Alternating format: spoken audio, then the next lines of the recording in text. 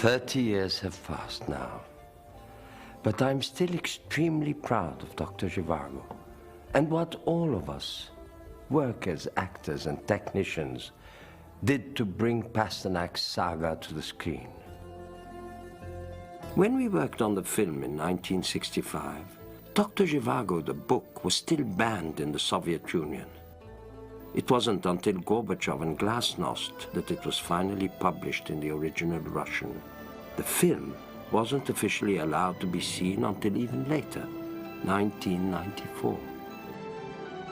Please join us now as we present the making of Dr. Zhivago, behind-the-scenes look at the meticulous work and craft that went into the production.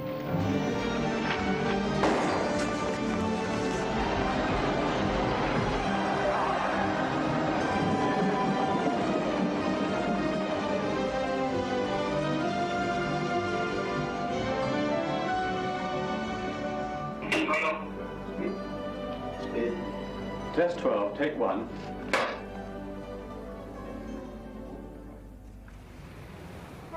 When I heard that David Lean was going to make a film of Dr. Zhivago, I immediately got the book and started reading it to find if there was a part for me. I never imagined that they would ask me to play the title role because, you know, I thought people knew me as an Arab riding a camel and wouldn't think of me as a Russian poet. And I found the part which I thought was suitable for me. And I called my agent and said to go and see David Lean and ask him if he would allow me to play that part. It's the part that Tom Courtenay played eventually, Pasha. And then he said, he called me back, he said, David doesn't agree about you playing Pasha, but would you consider the title role?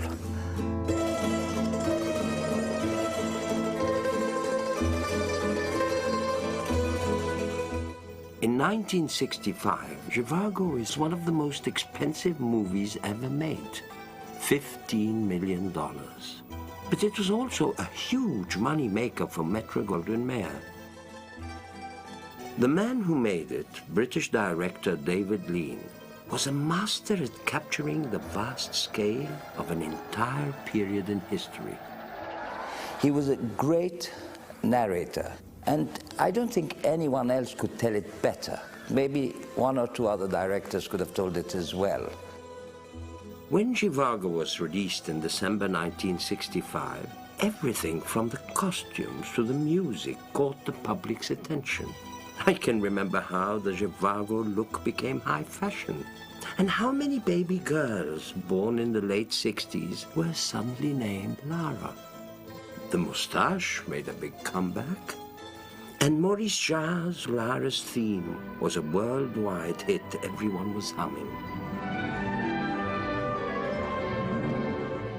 I wanted to have that most romantic look, which Pasternak actually had himself. I took off about half an inch of my hairline, waxed it off, which is very painful. You have to do it about once every 3 or 4 days. And I had a wig made, a bit of hair falling on the side. Because my hair is typically Egyptian. You know, I have slightly roundish eyes and they're a little down. So I pulled here a bit to try and be a little more Slav, you know, get little cheekbones going. But, you know, it's painful. And this is for a whole year we had to shoot. And they used to just stick 2 things here and put an elastic thing and make it very tight and just to pain you here. And after a few months, you get a scar, you know, in the place where it's stuck with. It did make a difference. I mean, I think it was right. The makeup was good. Yuri Zhivago is a poet and a man of peace who must come to terms with the turmoil that uproots his home, his family, and his country. Zhivago becomes a doctor in pre-revolutionary Moscow and marries Tonya, played by Charlie Chaplin's then 20-year-old daughter, Geraldine Chaplin. The funny thing is, Mr. Lean had first spotted Geraldine on a magazine cover. And there'd been a huge amount of publicity because I was Charlie Chaplin's daughter and I was doing this ballet in Paris and I was the chouchou of all the Parisiens and I was on the cover of every magazine. And he picked up a magazine which he normally wouldn't look at. And he thought, oh, yeah, she looks Russian. Oh, Charlie Chaplin's daughter, good for publicity. I'll try her. Test 11, take 1. This was her screen test. But now the war seems really to have stopped. The hospital is emptying and I shall have more time. I may even get time to write some verse, if I've not forgotten how to. After reviewing it, David Lean sent this gracious letter to her parents, Charlie and Una, extolling her acting virtues. He said everyone was impressed, and then he said at the end, he said, "It's a wonderful part, and I hope she'll do it." Geraldine patterned the role of Tonya after her own mother, Una O'Neill, the daughter of American playwright Eugene O'Neill. Tonya is my mother, very much. There still are, I think, women like that who give themselves completely to a man who's an artist. Tonya thinks that Yuri is a poet. Maybe he wasn't a great poet, but she thinks her whole life she's giving to this artist. And I modeled myself completely on my mother, who married my father when she was 17 and gave her whole life to him and to his art. Oh, I brought you this. It has a piece in it about young Russian poets. Oh, good. Thank you. Does it mention me? But after marrying Tonya, Zhivago will have another love enter his life, the beautiful Lara, portrayed by Julie Christie. Julie was born in India, the daughter of a British tea planter, and was later educated in England. The winner is Julie Christie. She would win an Oscar for her role in Darling, the film she made just before we started Zhivago. But Julie was still a relative newcomer in 1964 when she caught David's eye for the way she swung a purse in another film, Billy Liar. How old are you now? When Zhivago first meets Lara, she's entangled with her mother's lover, the worldly aristocratic womanizer Komarovsky, played by the only American in the movie, Rod Steiger. He didn't do anything wrong. He wanted to sleep with both women. I don't know a man in the world who wouldn't want to sleep with two women at once. He didn't do anything wrong. In fact, he was a romantic and kind of heroic at the end. Rod had his own unique way of helping Julie play her role, such as the scene in the sleigh on the way back from the ball. And I'm supposed to kiss her, and she's supposed to be shocked because she doesn't know it's coming. But Julie was nervous, and she was kind of tense, so you could always feel she was anticipating the kiss. So we did it a couple of times, and we were having a little trouble. And I said, "I'd like to talk to you a minute, Mr. Lee." "Oh, really? Yes? What about?" You know. So I said, "Could I talk to you alone?" "Yes, of course." "What is it?" I said, "You know, I have an idea." "Oh, really?" And I said, "You know, what you should do is, you know, we have the track down, and the camera's on the track. We come around the corner, and then we go on the track like a little railroad." I said, "What you should do is lay down about 10, 12 feet more track. And I'll come around the corner and I'll kiss her. She'll expect that, and she thinks the shot is over. Then I'll grab her and put my tongue down her throat, and you'll get what you want." And we did it, and of course we got it in one. I don't think he ever forgave me. Pasha, are you a Bolshevik? No.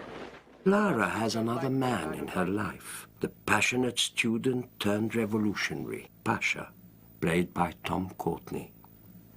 Tom was nominated for Best Supporting Actor for portraying the metamorphosis of Pasha, the young idealist, into the dreaded strongman of the steppes, Strelnikov. Joins the distinguished cast of Omar. Rounding out this top-notch international cast were Sir Ralph Richardson as Tonia's father, Brotherhood and freedom. Ireland's best-known actress at the time, Siobhan McKenna, as Tonia's mother, and Sir Alec Guinness, who plays Zhivago's half-brother Yevgraf, and who serves as a sort of guide through the story. Although they did not always see eye to eye, David considered Alec his good luck charm because of the success of their previous work together in Bridge on the River Kwai and, of course, Lawrence of Arabia. When you're with a man who can make a movie like that, and he can get the best people who want to work with him, there's very little trouble. I mean, you don't have to say much to Guinness or Mr. Richardson or other people. We all had experience. Watch carefully. I'm about to ignite the last half of the last cigar in Moscow.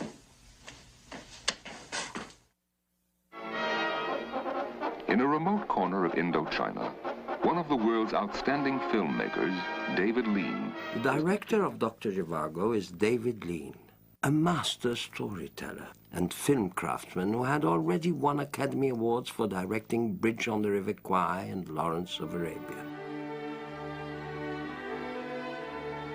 David Lean's career started out modestly enough. He apprenticed in every department of the Gaumont British Film Studio, but quickly rose to become one of the world's most respected directors, one of the rare few who could put together a movie as massive as Zhivago. I first worked with David when we spent a year making Lawrence in Jordan, England and Spain. He loved cinema more than anything. He breathed and lived cinema.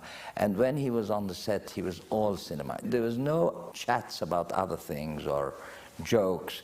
It was a religious, a little bit set, you know, it was awesome. He was a wonderful movie maker and very loyal to his crew. He had a prop man who was a genius. He was a Cockney named Eddie. And he with Lean, and Lean has his own generosity in his own way. And Eddie was always enamored of Mr. Lean's Rolls Royce. One day Mr. Lean just gave it to him. We weren't friends during the film because he had this theory that you don't see the actors during the film. He'd always live in another hotel. He wouldn't be with us. He wouldn't see us outside of shooting. And I asked him afterwards, I said, but why? Why we're such good friends now? He said, I didn't want, you were a group of people with very, very strong personalities, and I did not want your personalities to influence the characters that I have in my head for this movie. And so I didn't want to see any of you. David was a perfectionist, a real stickler for details. Everything from having the actors wear period underwear that would never be seen, to giving the rats in the scene a screen test. I don't think David Lean liked me very much after a while. Everybody approached the script like it was the Bible, right? One of the wonderful things about David Lean, and one of the things I most admire about him, is he never gave up until he got what he wanted. And sometimes he didn't know how to get it. But he knew always what he didn't want, and there were no compromises, and I think that's a great lesson. And nothing would stop David from shooting. Not even an accident on the set. The woman who comes running with the baby in the burnt village, and she gives the baby, and Zhivago takes the baby and then takes her and reaches out his hand towards her and reaches and pulls her on the train. Well, we did that in a real station with a real train, the train running. And he took her hand and she went under. She went under the train and she got her legs very badly. They weren't cut off, but they were really badly. And the shot that's in the film where he puts out his hand and he brings her up, and that is the shot where she went down. He used that. And everyone hated David Lean the day after that because you know what he did? He said, well, what could you do? They took her out, they rushed her to the ambulance, and David just stood there and he said, dress the double. And we continued with the double. And everyone said, you know, how dare, but what could you're making a movie, what could he do? Call the day's rest? No, he said, dress the double. Perhaps David didn't show it on the set, but privately, he was very concerned about the woman and made many phone calls to the hospital asking about her. Despite his immense success as a filmmaker, David could never quite believe his good fortune and always considered himself rather lucky to have had the chance to make his movies. At his funeral in April 1991, I was one of hundreds who gathered to pay tribute to him. For my part, I read a passage from Dr. Zhivago.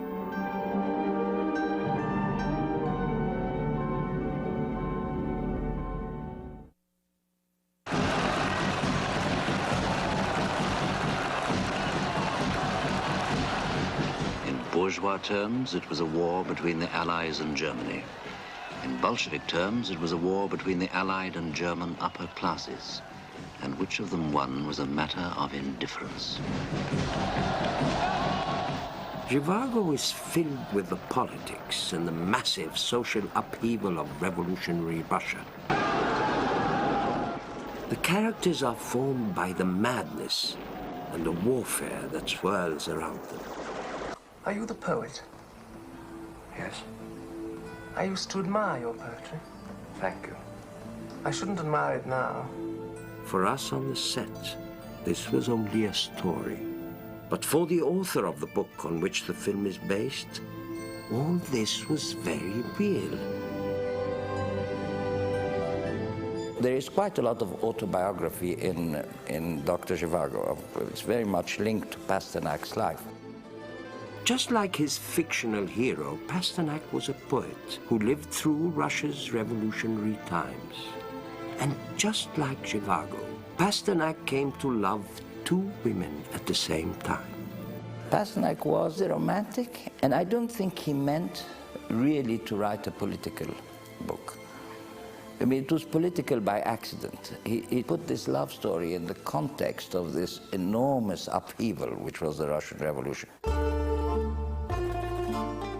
Boris Leonidovich Pasternak was born in Moscow in 1890 into a cultured, middle-class Jewish family of professional artists. He published his first collection of poems a year after this photo was taken in 1917, the same year that the Russian Revolution broke out. As the years went by, Pasternak's reputation as a poet grew, and so did his willingness to question what he saw around him, not a good thing in the young Soviet state. By the 1930s, he was no longer able to publish what he wrote. Just as Zhivago, Pasternak was informed that his work diverged from the socialist mandates of the time. So I told him what I had heard about his poems. Not liked. Not liked by whom? During these lean years, out of official literary favor, Pasternak made a living translating the works of Shakespeare and the English Romantics.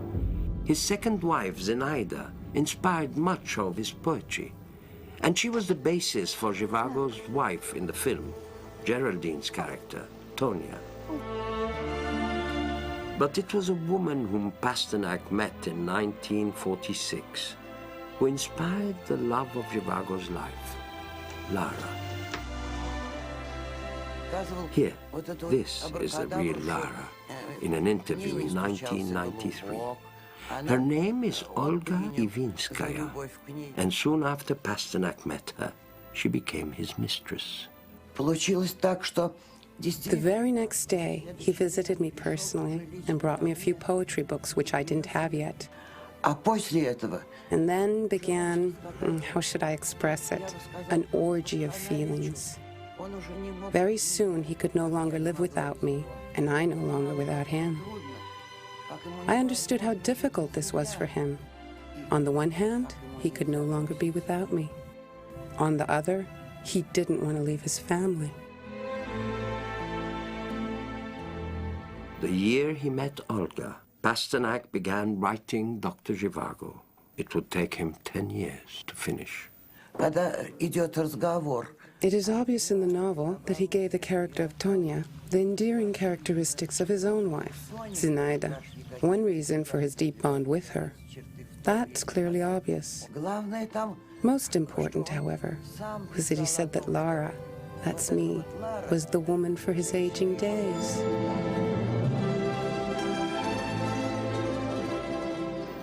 Pasternak's two previous books had been banned.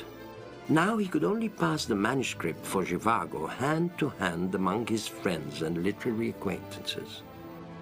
Then, in 1957, Zhivago, the book, was smuggled out of the Soviet Union by an admirer, Italian publisher Giangiacomo Feltrinelli, who published it in Italian.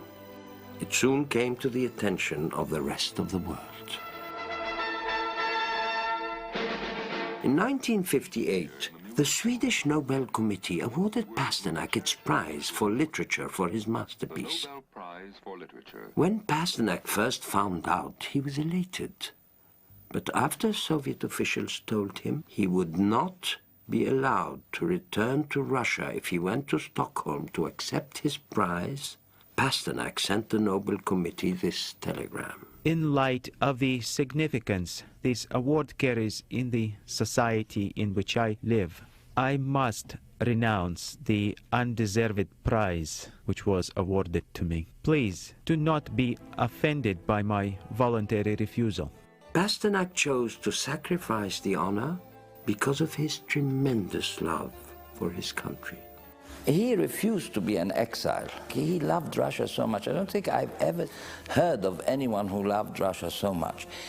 He didn't mean to criticize. I think he was shocked when they told him this book is anti-Soviet.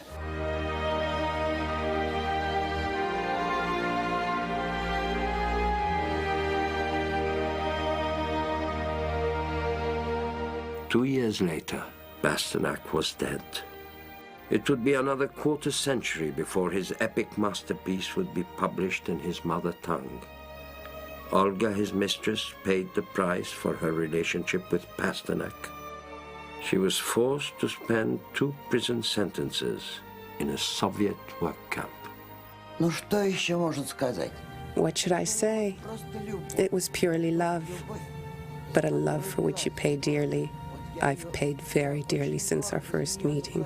I would like to answer the question why they sent me and not him to the camp in this way. The government wanted to punish him indirectly, through me. They hoped that the pain they inflicted on me would cause him to give in. They could get the better of him in this way.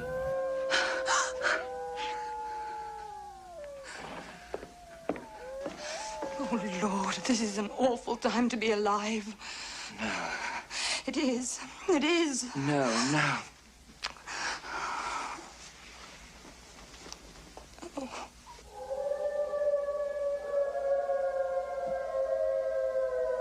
I have many Russian friends who have seen the film in Russia. I mean, they got videos maybe or whatever. But the book is allowed now. People read it. Everybody has read it in Russia. It's a good book. And once you get over the first 100 pages, look all the names, who is who, then it becomes wonderful.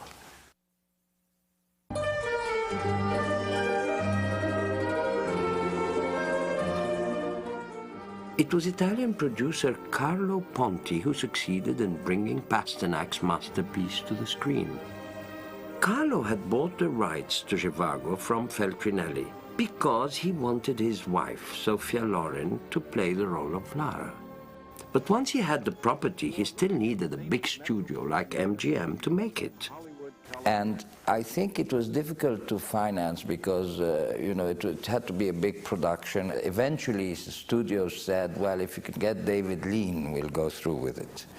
And David said, I'll make this picture, but I can't use Sophia because she's too tall, too big. He saw Larissa as a smaller person. He didn't want someone that tall, So eventually, Carlo agreed. And they got the financing, and that's how it was put together. And David had carte blanche. He wanted to choose everything. And the studios did allow him to do whatever he wanted. After Lawrence, David Lean was drawn to Pasternak's Dr. Zhivago. David had read Zhivago on a sea voyage after finishing Lawrence, and immediately wanted to make Pasternak's epic his next project. One of the first things he did was to gather together the same team who had worked on Lawrence, including gifted British playwright Robert Bolt, who had written the screenplay for Man for All Seasons and Lawrence, and distinguished set designer John Box. I read it and then went to Venice just to talk about it, and we must have spent at least 10 days just discussing it, analyzing it. What was the very essence of this film? And he said, John, it's fundamentally a marvelous story about human beings. I don't want to treat it as a political film. I want to treat it the way I know I can handle a film, which is the human factors. And obviously Robert Bolt was to help him considerably in the writing of the script. And I said, no way. Robert did a marvelous job on the screenplay and won an Academy Award for his efforts. In 1979, Robert suffered a stroke which affected his speech. He died in February 1995. The first edict Mr. Lean gave to Robert was to focus on the love story aspect of Pasternak's mammoth novel and downplay the politics. I said, but it isn't just a love story, it is a love story about the revolution. How do we get that in? And he said, well, that is what I am expecting from you. David and Robert sat down and spent an entire year paring down what was essentially a 700-page poem into a manageable 284-page screenplay. Well, I must say that the script is beautifully written, and so it was perfect. The script is perfect. The extraordinary thing in that film, in that script, is that this is a love story between Yuri Zhivago and Lara, basically. And they don't meet until about 2 hours into the film. You know, they cross paths. The first time we see them, they're on the same streetcar, they're on the same tram, but they don't meet. So to keep the audience interested, they are going to meet. This is going to be a love story about these two. They wrote this first scene where Alec Guinness, who is the elder brother of Zhivago, is looking for the daughter. And he says, this is your father and this is your mother, so that the audience know that eventually they will meet, just to keep them patient for 2 hours. Once the script was underway, David and John Box packed their bags for a 10,000-mile location scouting expedition.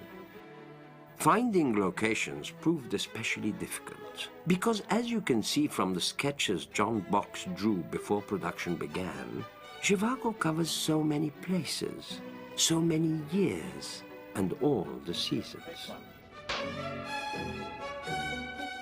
You can't create a landscape, you've got to find it and make it work.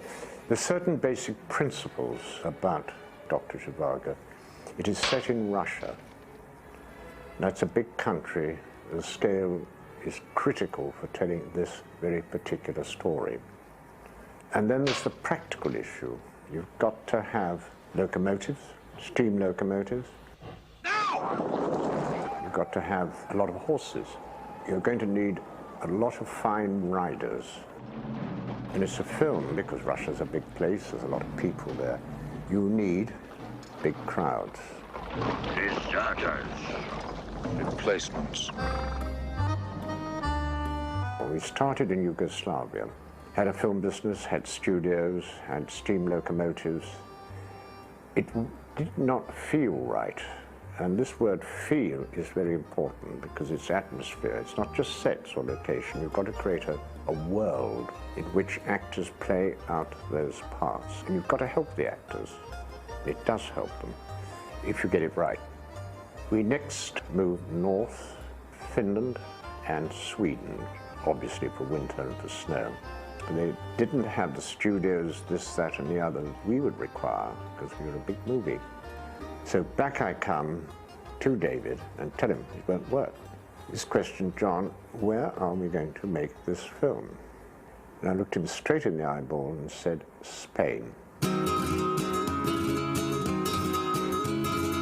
Spain offered studio facilities within easy reach of landscapes that Zhivago would need. It has the size, it has the scale we require, it has the locomotive. It has extras, it has sophisticated construction and technical people there. And it would look excellent on the screen. And Moscow rose anew outside Madrid. It was here, on this 10-acre site in the small Madrid suburb called Cañas, that John Box recreated Zhivago's Moscow. It took 18 months and 800 workers to construct the giant set. The Kremlin dominated streets that even featured 2 working trolley lines.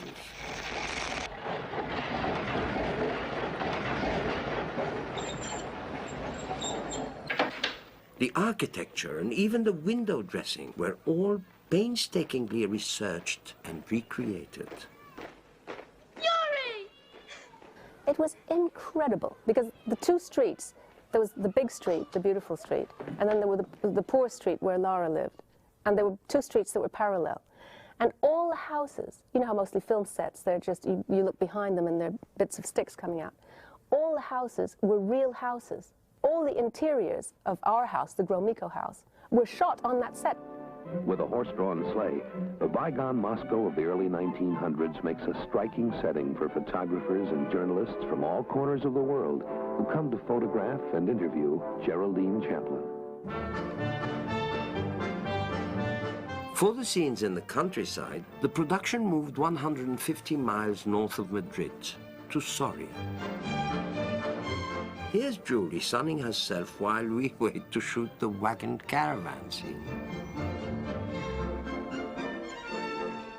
It was unbelievable.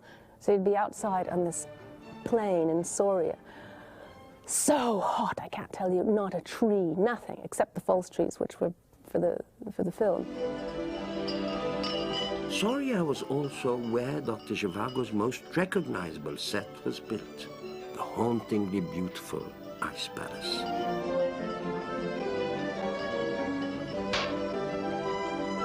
The amazing thing in that picture to me is the Ice Palace, which is made out of beeswax. I mean, John Box, the designer, was incredible on that picture. Highly emotional. These 2 key characters come back there, and they go in. What are they going to find in there? I didn't really know how to handle it, but then I suddenly saw some reference of Scott's last days in the Antarctic in the room, and it showed quite a small hole, and the wind had blown the snow and ice through it, and the snow and ice had made strange shapes, and that gave me my clue. Take the set. It's going to be a bit unreal, but it's going to be real at the same time. Ice it up. And I go to Eddie Fowley in props, special effects and everything. We just did it very simply. We had very hot white wax. Eddie went round with a bucket and a big mug, and he threw it all over the architecture, the furniture and everything else. When I thought it looked right, I hit it with nearly freezing water with a pump, so it just froze. You dabbed a bit of mica on later and that sort of thing. Seemed to work. It had an effect on the actors.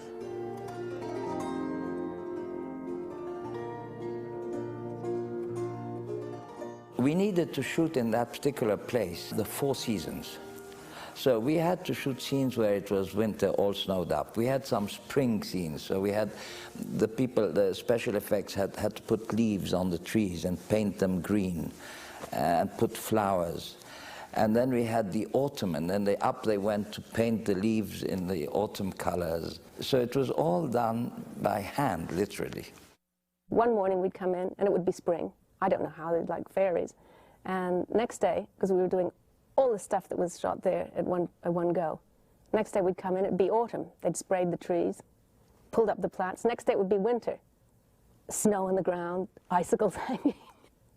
And there were scenes shot up there when the temperature was over 100 Fahrenheit, which were snow scenes. But there was awful problems with the landscape at the back. We had to roll out miles of white plastic and cover it with white marble dust. And we had to pay attention to the details of frosting up for close shots.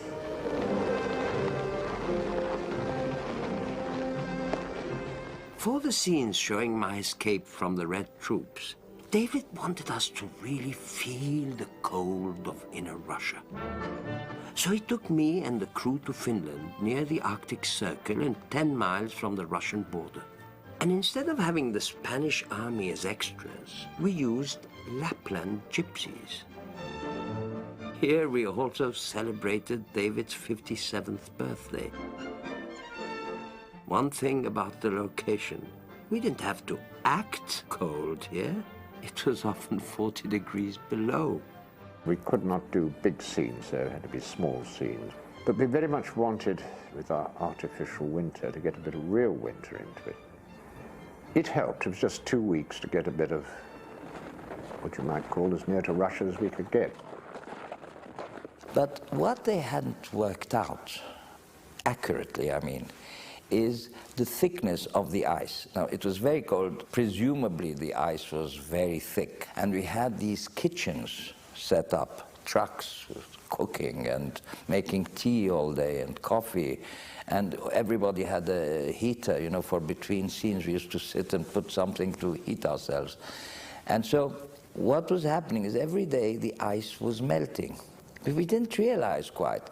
And those kitchen trucks kept getting lower and lower. And at some point there was, somebody said, hey, wait a minute, you know, this thing we could all go right through the ice.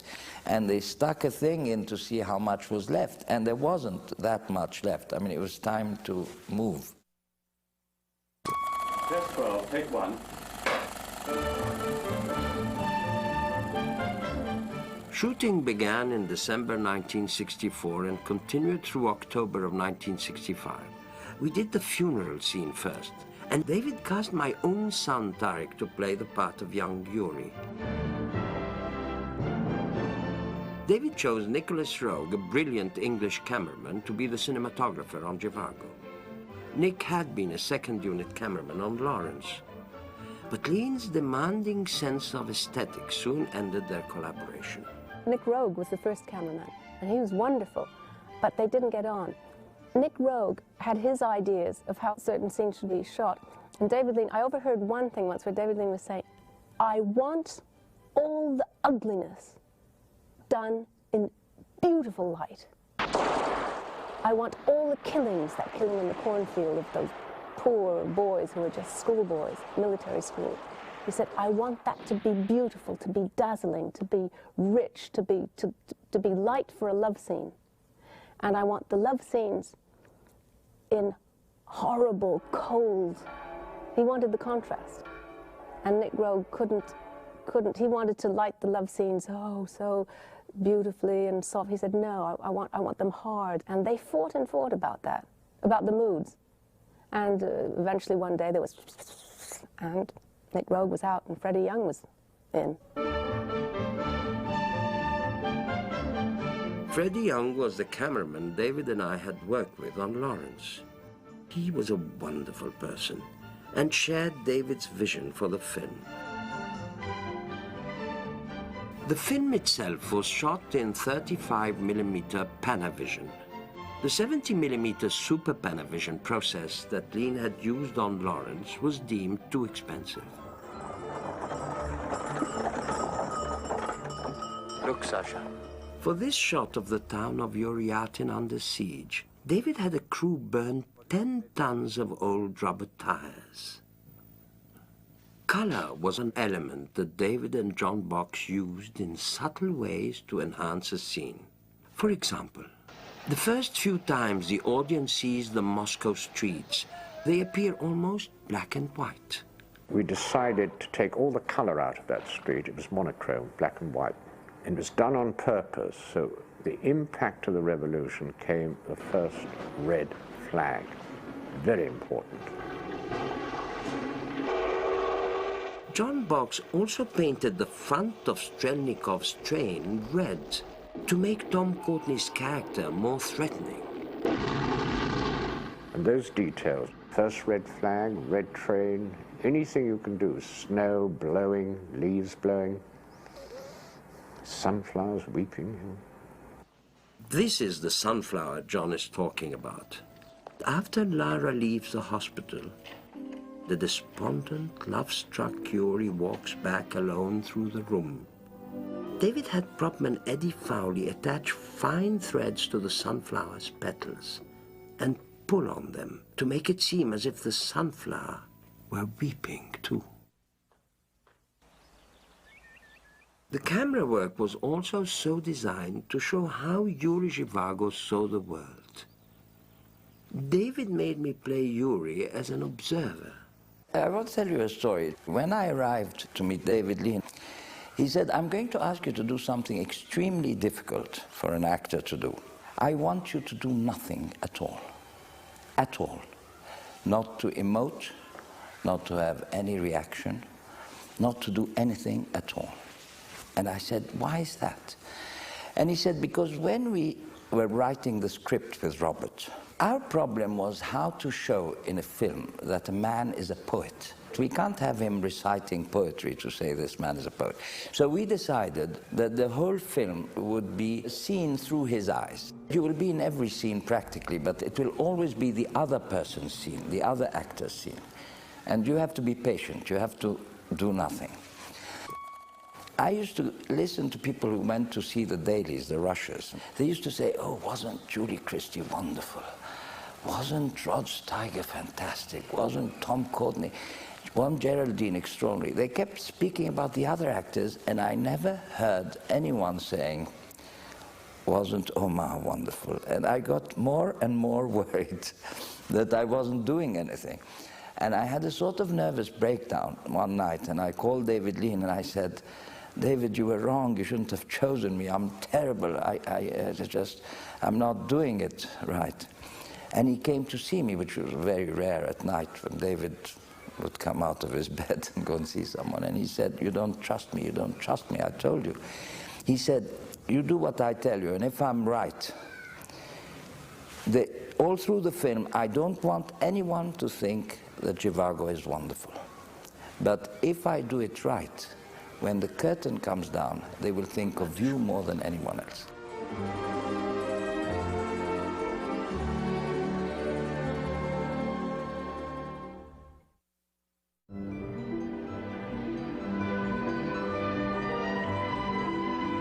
David Lean knew exactly what he wanted for the music of Zhivago. He called on French composer Maurice Jarre, who had scored Lawrence of Arabia, and won an Oscar for that work. Maurice was to win another Oscar for Dr. Zhivago. And I wrote one theme, and the next morning I said, David, I want to show you something. I played a theme on the piano, and he said, well, Maurice, I think you can do better.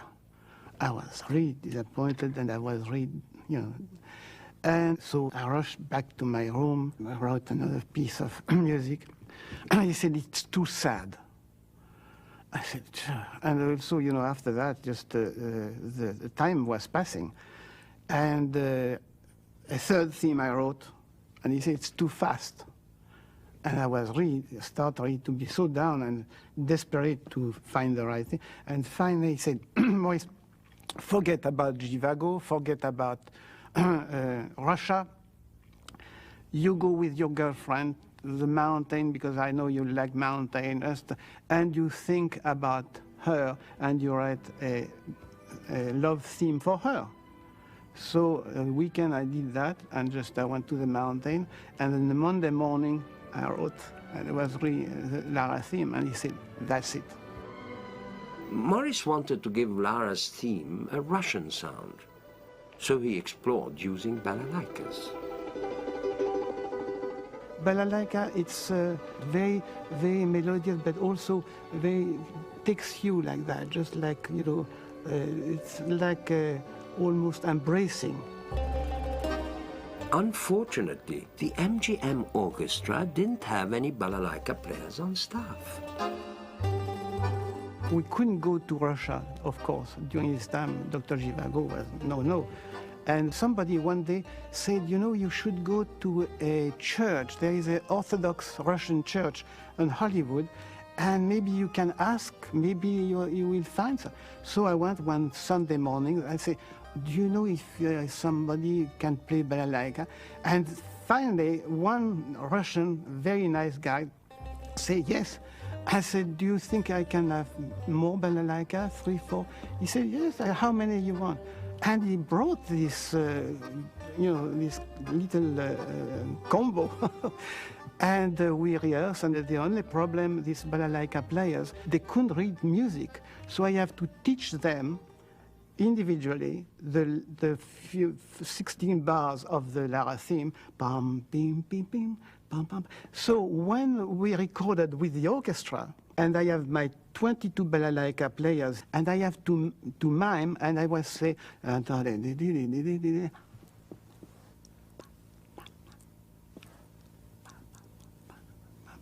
all the orchestra and the balalaika were really very together, very, very good.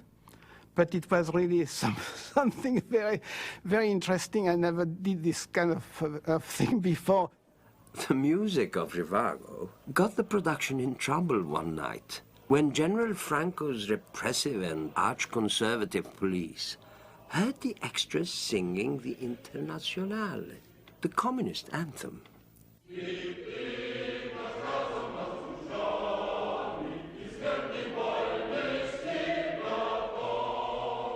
There was an extraordinary night. We were shooting at night. These thousands of extras had to sing the Internationale, which is the Marxist hymn. They all knew it. This is just after the, well, it's not just after the Civil War, but they certainly all knew it. And again, Spain was in this incredibly repressive regime, General Franco, etc. And they were singing with such gusto, marching down and singing as loud as they could. Everyone knew the words. And the police came. The police came with I mean, really, they thought something very dangerous was happening.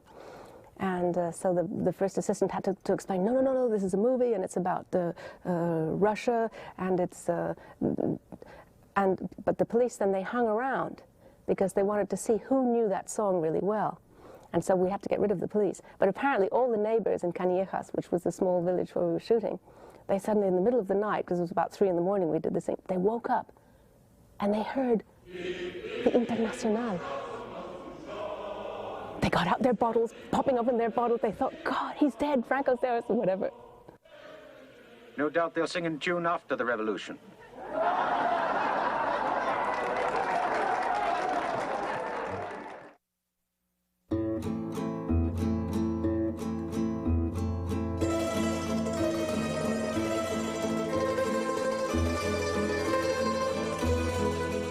Costumes tell a story very much, I think, in film.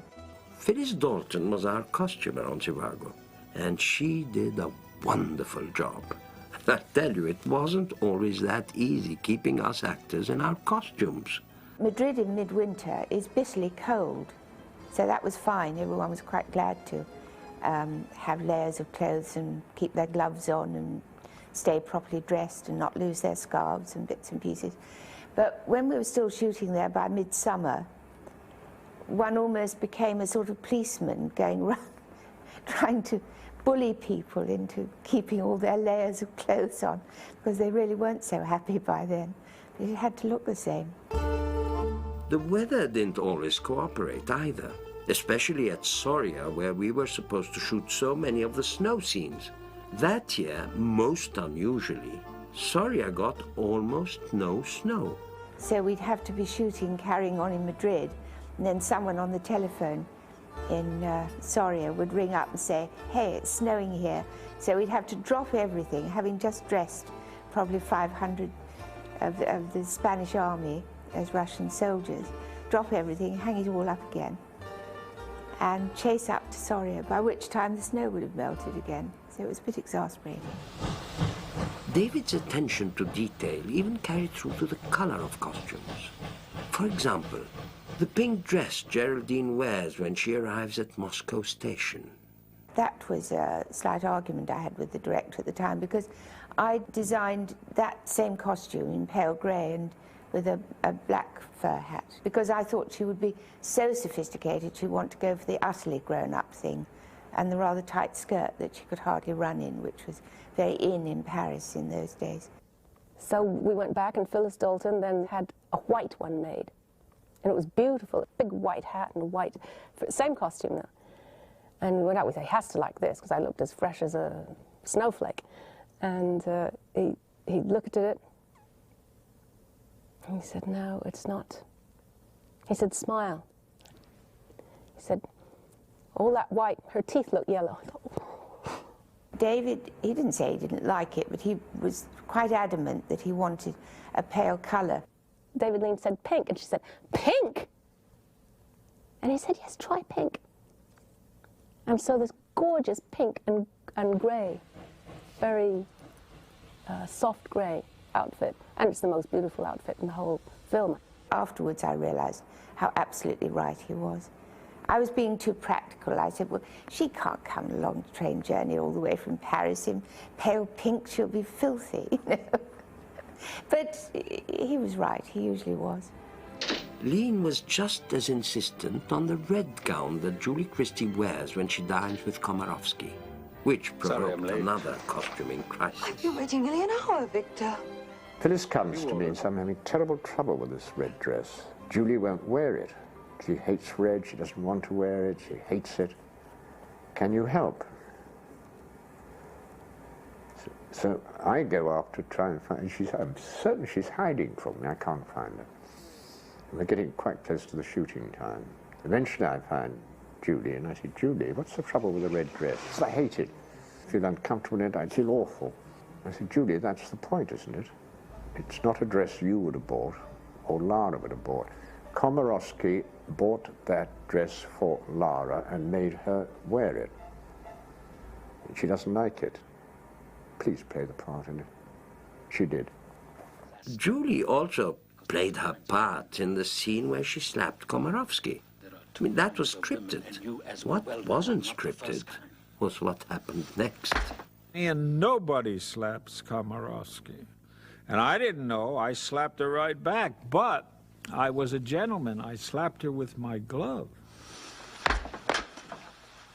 And everybody went like that, and they left it in, you know, because it was a good moment between the two of them.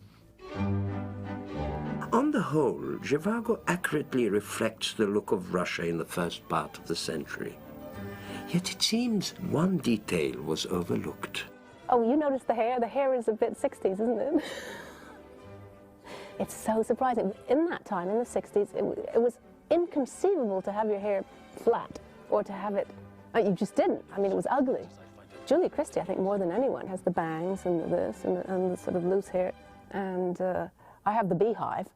Because that's another of my pet theories, that however authentic you try to be with a period film, there's always something that gives away the period in which it was made.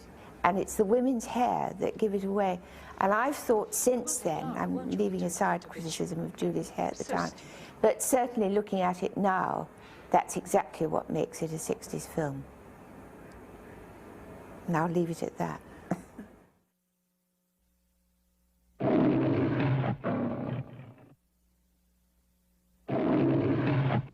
After a year of pre-production and almost a year of shooting, there was a furious 8-week stint in the editing room in order to finish the movie in time for Christmas and before the deadline for the 1965 Academy Awards. David, of course, helped edit every frame of the film. And on December 22nd, Zhivago premiered.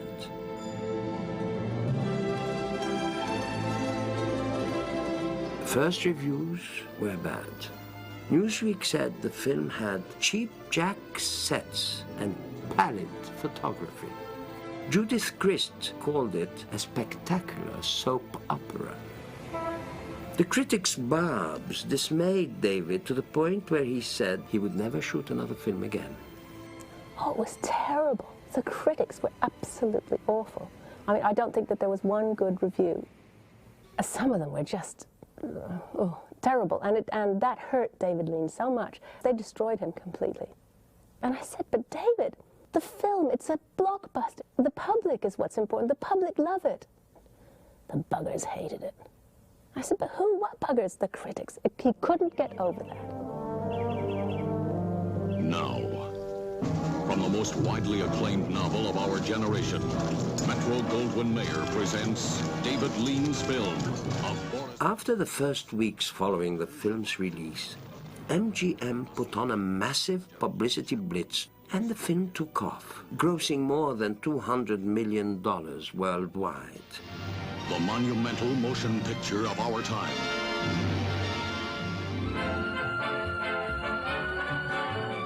At the Oscars in April 1966, John Box won for the sets, Phyllis for her costumes, Maurice for his music, Freddie Young for his cinematography, and Robert Bolt won for his screenplay. His old friend David Lean was there to accept it for him. I'm terribly, terribly pleased to be able to accept this for Robert. He had a most fiendishly difficult job, and we wouldn't have got the brass to date but for him. Thank you very much. That year, the Best Director and Best Picture went to The Sound of Music.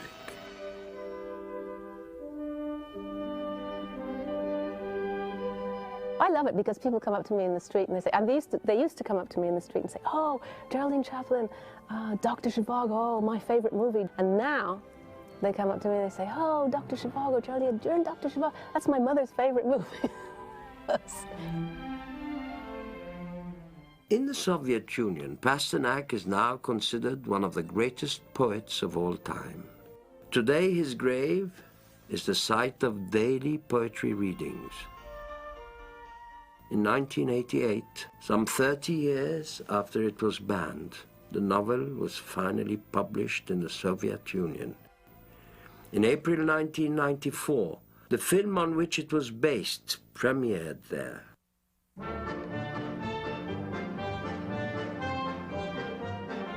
Today, 30 years after the film's release, the enduring popularity of Dr. Zhivago is a true testament to the storytelling of Pasternak and Lean. I think more than anything, I think it's the love story that makes that movie. It was the first movie, and as far as I can tell, the only movie that I've seen where you see a man who gets out of his wife's bed into his mistress's bed, out of his mistress's bed into his wife's bed, and where you completely understand it. And even the oldies at the time understood it. They weren't shocked. I mean, no one was shocked. You understood this. And that's you have to be very clever to do that. I like being Dr. Zhivago. I wish I were someone like Dr. Zhivago, because I think he was probably the most perfect person that I have ever heard about. I can't see any defects in him. He was perfect, kind and patient. And strangely enough, my secretary and my housekeeper told me that when I was doing this film, I was much more gentle than I am usually in my normal life. So some of it rubbed out on me, I hope.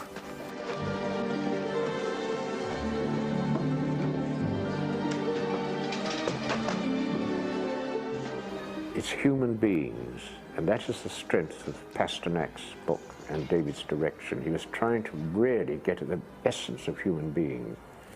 Again, under very strange circumstances, a revolution. How do you behave? Sadly, it's going on now in the world, too. There must be Zhivago stories going on in Sarajevo and various other parts of the world. And that is Pasternak, again, writing it and making us aware of it. And that's why people read his book, and that's why the film was made.